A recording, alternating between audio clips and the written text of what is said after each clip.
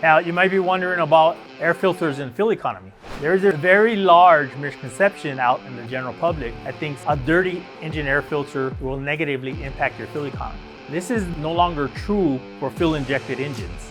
Fuel-injected engines are what we call feedback control engines, meaning the oxygen sensors in the engines will determine how much air is entering the engine. If the air filter is dirty and it's reducing the amount of air that's entering the engine, the vehicle's computer will in turn reduce the amount of fuel. So a dirty filter isn't necessarily going to reduce fuel economy. However, a dirty filter will absolutely reduce engine power and output. And that's part of the performance and one of the reasons why you should change a dirty air filter. I hope this information was helpful to you. Bring your vehicle in to Steve's Automotive Specialist, where we make auto care easy.